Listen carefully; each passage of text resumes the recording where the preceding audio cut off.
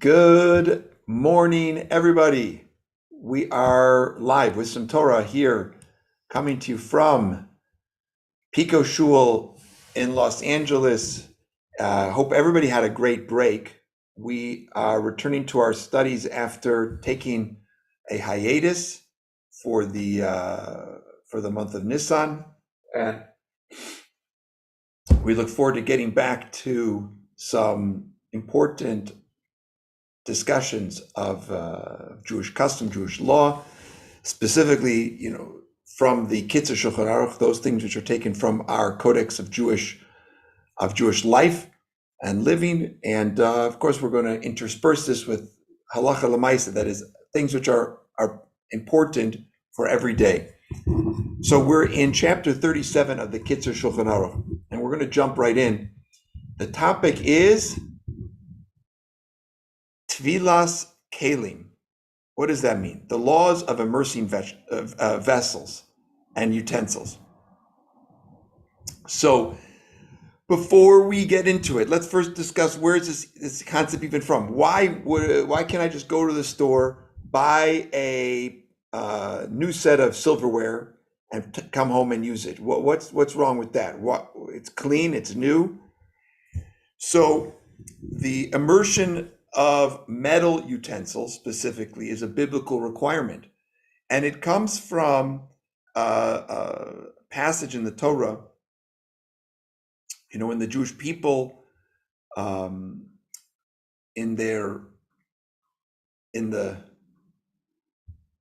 you look in we'll get the exact, we'll put it in the show notes, as they say. When they conquered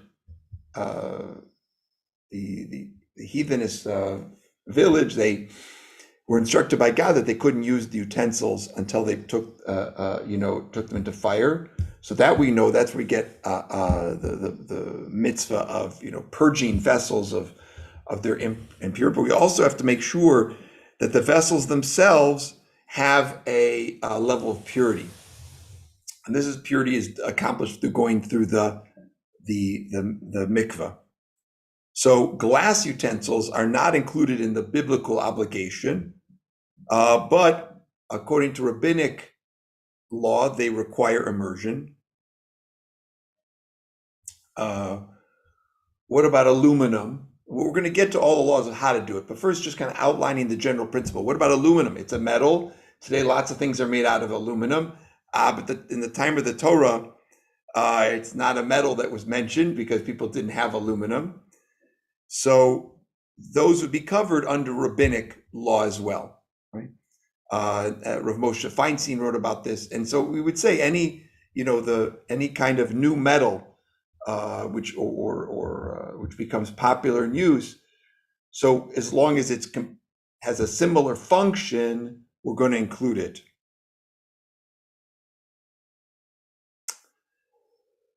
If somebody purchases utensils whose function relates to a meal, and we're going to explain what that means in part 8 and 9, paragraph 8 and 9 of this.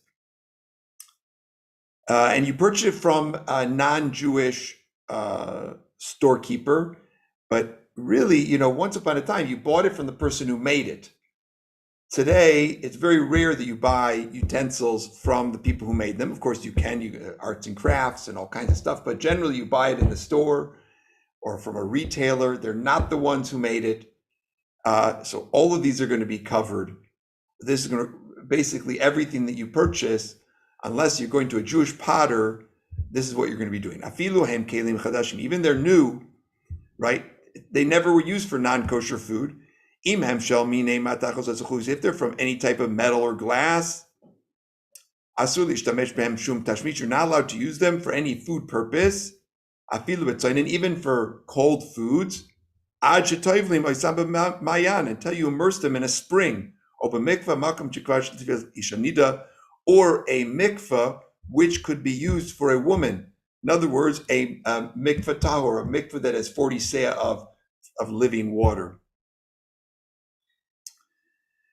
So in other words, a swimming pool is not going to be sufficient, but the Pacific Ocean would be. This immersion is required so that the utensils will emerge from the spiritual impurity of having been owned and in the possession of the, in this case, akum means the idolater, the kedusha shel Yisrael, and enter into the holiness of being owned by a Jew. So there's clearly something that the Torah is concerned about, that when an idolater has access to them, or they're in the possession, that there's some kind of spiritual taint to these things. You can say, but what about you bought it from a big retailer, public entity? So the answer is that today, halacha, any retailer we're going to include under this act. So we're going to take anything, we're going to take it to the mikva. And before you dunk it in the water, I was actually thinking should do a visit to the Keilim mikva together with this. Maybe we'll do that soon. Al kadei echad. So you've got a utensil, you want to make it kosher, you bring it to the mikvah, and you generally don't bring it to the regular mikvah, because the regular mikvah are for people, and you wouldn't want to drop it or get in the way. So there are mikvahs that are specifically created for kelim, for vessels. So you say Ashir Kshem Ivano al Tevilat Keilim. That's the bracha you're going to say. Who sanctifies the commandments to immersion of vessels. V'al shtaim or yoser mevarchim. So it's al keli if it's one, or al kelim if it's more than one. Now,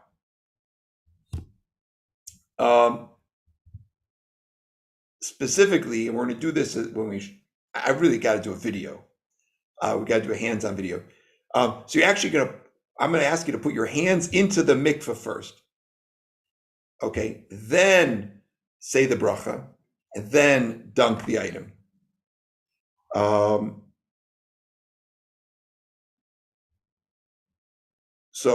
if you know for sure that this thing was manufactured by a Jew, it's okay. But if we don't know, we're going to immerse them, as I said before. Now, you might say, but wait a minute, Suffolk Broccoli hakel. I don't know. Maybe a Jew did it, maybe a Jew didn't do it. Don't I normally rule that in a case of Suffolk, in a case of a doubt, then we would be lenient, we wouldn't say the bracha? Well, the reason is because since all or most of the manufacturers are are not Jewish, the vast majority of manufacturers are not Jewish. So therefore, we're going to rule that we say the bracha. What if it's something that we get from Israel? Yeah, so that's a good question. And when I lived in Israel, there were stores that had mikvahs they have mikvahs inside them, because even in Israel, a lot of these items are imported. Silverware, glassware, plates, and so forth. While they might make them there, but a lot is imported. There's actually also Suffolk. What if this is a bigger Suffolk? I should say a bigger discussion than we have time for here. To explain all the reasons. What if it's a Jewish manufacturer, right? And then they're sold to a middleman who's not Jewish, and then you purchase them. So if you know for a fact that that's the case, that it's a Jewish manufacturer, goes to these different hands. So the Igros Moshe, Ramosh Feinstein says it's a Suffolk, you don't make a bracha on these. But in almost all cases, we don't want to get distracted. Everything you buy today, we're going to tell you to go make a bracha. And we always do more than one. Lots of times you do more than one. Most people don't go to the mikvah just for one thing. So you almost always say kelim. Okay, number 2, chapter 37, number 2. Kevan shekelim tzrichim tevilas dafka, since utensils require immersion, specifically makom shekfar tevilas nashim, in a place where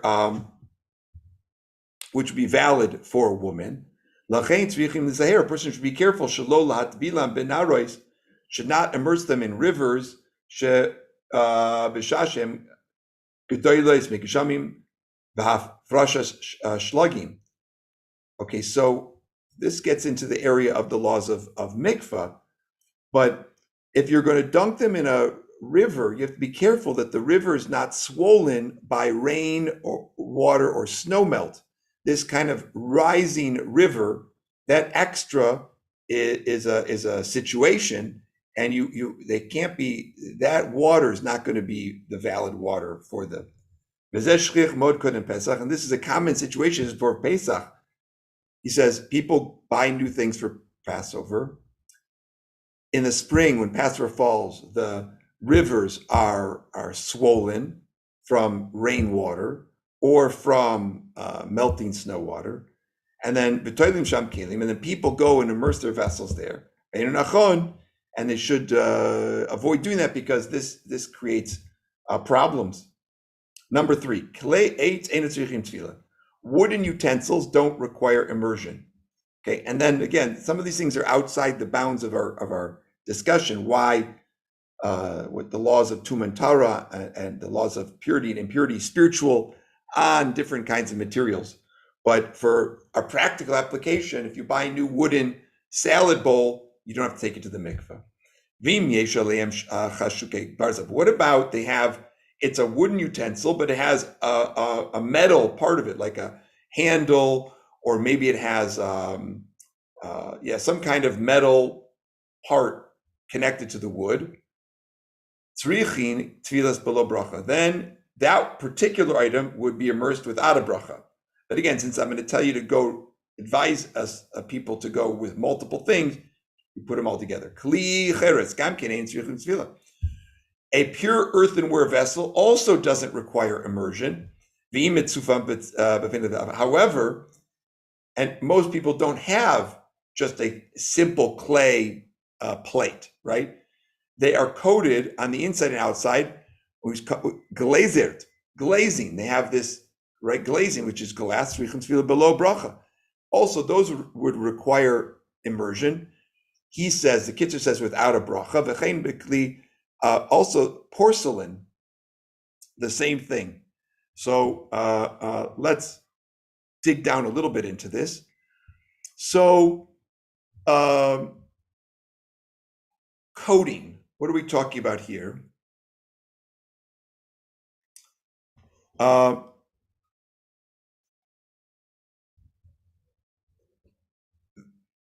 actually have a note in my book here because there seems to be some discussion of later authorities of whether the glazing at the time of the Kitzur was substantially different than glazing today on some kind of clay object, that maybe then it was more substantial than now.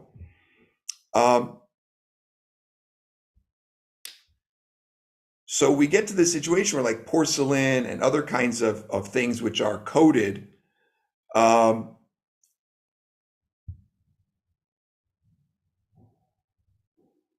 going to tell you like this, that almost all porcelain is coated with glass.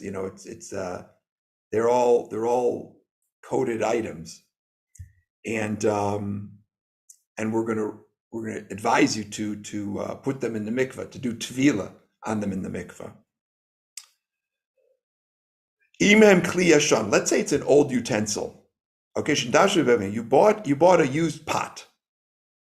In a manner that required to be fit for kosher use. So that you'd have to purge it with hot water or with fire purging. Because you're supposed to first render it fit for kosher use, and then you would immerse it. So you've got this pot or pan that has a non-kosher flavor in it, and you're going to use it. So you first kosher the vessel, and then you would take it to the mikvah. But if it's already your own vessel, which you've already taken to the mikvah before, and you're just koshering it, let's say you trafed it up, right? You cooked, I don't know, chicken soup in the milchika pot, and now you say, oh my gosh, I've switched around the pots. So now you want to kosher the pot and make it milchik again. So then you don't have to take it to the mikvah because it's already been in the mikvah.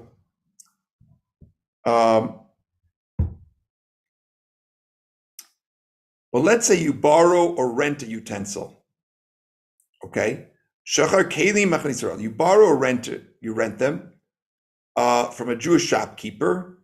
Okay, interesting idea that you borrow these, but it happens. So then you would require immersion without a blessing. So in this case, well, I'll keep going.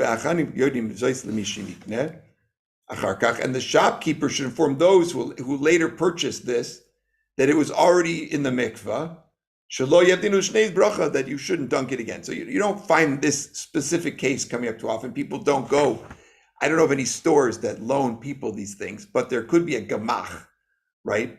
A gemach is a lending circle, right? Where people have a couple of people, or one person has a lot of an item that is something that people need from time to time. So car seats, crutches. You don't need them all the time, but there are always people who need them. So a gemach might have these kind of items, let's say large pots for cooking stuff. So taka, it could be the case that you're borrowing it from this gemach, so you don't need to toivel it because it has been toivel. But now, this case that he mentions about borrowing from a shopkeeper, I'm not going to go too deep into it because it's really rare that that's going to happen. Okay.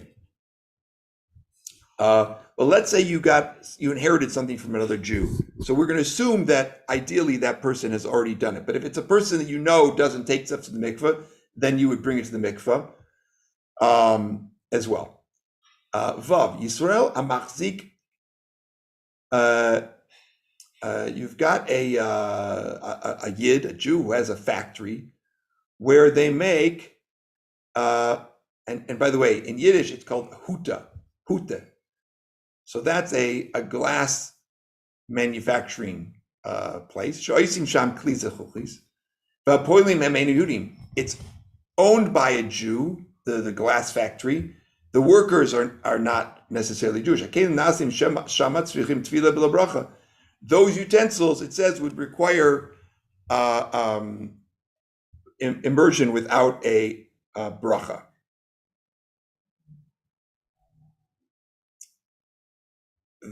Why is this? He's just working for the guy. Because there's an idea that a worker who's putting their time and effort into this has acquired some kind of ownership over it. But others say the utensils, it doesn't work like that. This person's making many, many, many things. And therefore they don't require a bracha. And so that's why, if you know of a Jewish glass factory, those items would not get a bracha, but you would still dunk them in the mikveh. But in modern factories today, this is handmade stuff, good stuff, but most people don't buy handmade things. And it's made by a machine, right? There's a mold, push a button, press a lever, whatever it is, all happens through machine. And also the workers are not paid per item that they produce. Right? It used to be, I suppose, that the craftsmen were paid by the item. So these things, neither of these are true today in most cases. So he would say that if it's a Jewish factory, and then this maybe gets back to Charles's question about in Israel. So if you had a Jewish factory that's manufacturing glassware or silverware, and it's all manufacturing, so those items would not require bracha.